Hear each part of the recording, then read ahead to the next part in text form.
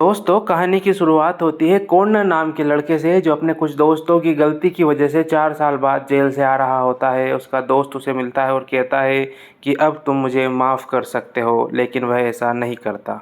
दूसरी ओर इस 21वीं सदी में पैदा होने वाले लोगों में 4% म्यूटेंट है जो एक न्यूरो ड्रग्स का यूज करके खुद को बर्बाद कर रहे हैं, क्योंकि इनकी जगह एआई टेक्नोलॉजी से बने रोबोट लेने लगे हैं।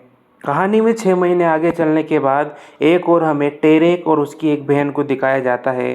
टेरेक अपनी बहन के साथ अपने घर में रहता है, लेकिन वास्तव में उसकी बहन की अच्छी पढ़ाई के लिए टेरेक को ज़्यादा पैसों की ज़रूरत होती है, तो वह परेशान रहता है। तब टेरेक अपने बॉस के पास जाता है और उनसे कहता है कि मुझे ज़्यादा पैसों की ज़रूरत है, तो मुझे कोई ऐसा काम दो जिसमें मुझे ज़्यादा पैसे मिल सके, लेकिन उसकी बात कोई नहीं सुनता। कहानी के दूसरी ओर एक ऑफिसर जिसका नाम किंग्स है, एक रोबोट को जनता को दिखाता है और उनसे कहता है कि यह किसी को नुकसान नहीं पहुंचाता। इसके लिए वे अपने एक ऑफिसर को बुलाकर उसको डेमो भी दिखाता है, लेकिन इसी बीच पवानी को लगता है कि इसमें कुछ गड़बड़ है। दूसरी ओर कैरेट कुछ पैसे किंग्स के लिए रिश्वत के रूप में भेजता है, जिनका पीछा तारक करता है और वह देखता है कि वह पैसे उन्होंने डस्टबिन में डाले हैं। तब वह वहां से उन पैसों को निकाल लेता है। कुछ ही देर में किंग्स को समझ में आ जाता है कि उसके पैसे टेरेक ने लिए हैं। तब वह टेरेक के पीछे कुछ रोबोट्स लगाता है। वास्तव में टेरेक भी एक म्यूटेंट था, तो वह रंग बदलने में माहिर था, इसलिए वह आसानी से पकड़ में नहीं आता है। लेकिन आखिरकार उसे वह रोबोट पकड़ लेता है और पकड़ने के बाद उसके शरीर में न्यूरल इंजेक्शन डाल देता है। यह सब किंग्स के कहने पर किया गया था, क्योंकि सारा कंट्रोल किंग्स के हाथों में था। ये सब देख लेती है उसकी बहन पवानी और वह किसी तरह वहाँ से बच निकलती है। दूसरी ओर एक दिन सुबह कॉर्नर के पास एक ऑफिसर आता है और उससे कहता है कि तुम्हारे जिन दोस्तों ने तुम्हें जेल भेजा था, वास्तव में वह अभी तरक्की कर चुके हैं। तब कॉर्नर उसे किसी तरह से भगा देता है। इसके बाद में जब वह सुबह कचरा डालने डस्टबिन में जाता है, तो उसे वहाँ पर पवानी दिखाई देती है। वह पवानी को लेकर अंदर आ जाता है और अपनी आंट से मिलाता है, लेकिन इसी बीच कुछ ऑफिसर्स उनके वहाँ आ जाते हैं और पवानी और कॉर्नर वहाँ से भाग जाते हैं।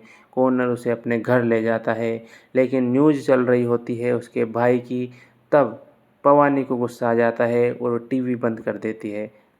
दूसरी ओर किंग्स कॉर्नर को फिर से ट्रैक कर लेता है और कुछ रोबोट भेजता है, लेकिन इस बार कॉर्नर अपनी इलेक्ट्रिक शक्ति का यूज कर कर उन रोबोट्स को पूरी तरह डिस्ट्रॉय कर देता है। इसके बाद कॉर्नर अपने दोस्त के पास जाता है और उससे कहता है कि मुझे पवानी को बचाना है। तब उसका दोस्त कहता है कि हमें पवानी को बचाने के लिए उसके शरीर की सारी यादें मिटानी पड़ेगी, जिसमें उसके भाई की मौत की यादें भी शामिल है। इसके बाद में कॉर्नर राज़ी हो जाता है और उसे लेकर वह एक साइको के पास जाते हैं और उससे कहते हैं कि इसके दिमाग की कुछ यादें मिटा दो। वास्तव में कॉर्नर नहीं चाहता था कि उसके दिमाग की सारी यादें मिटे, वह केवल चाहता था कि उसके भाई के मौत की यादें उसके दिमाग में ना रहे।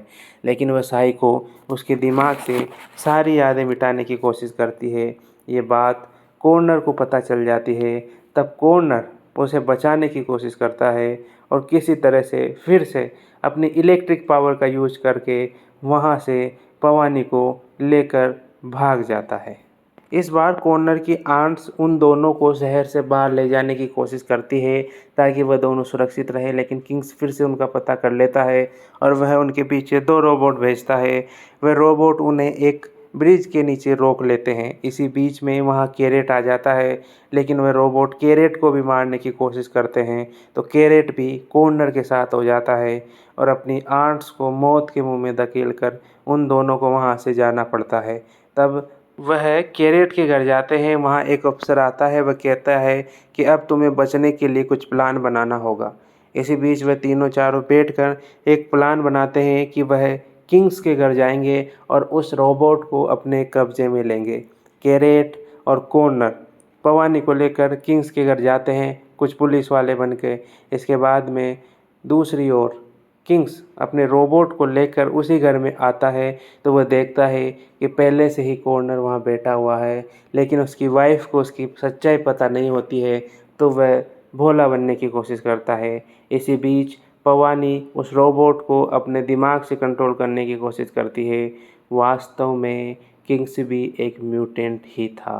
किसी तरह से वह उस रोबोट को वहाँ से लेकर निकल जाते हैं और एक बिल्डिंग में जाकर छिप जाते हैं। यहाँ पर केरे डबल गेम खेल जाता है और वह कॉर्नर से उस रोबोट को छीन लेता है और किंग्स से डील करता है कि अब से सब कुछ मेरा है। तब किंग्स उसे चाकू मारकर घायल कर देता है।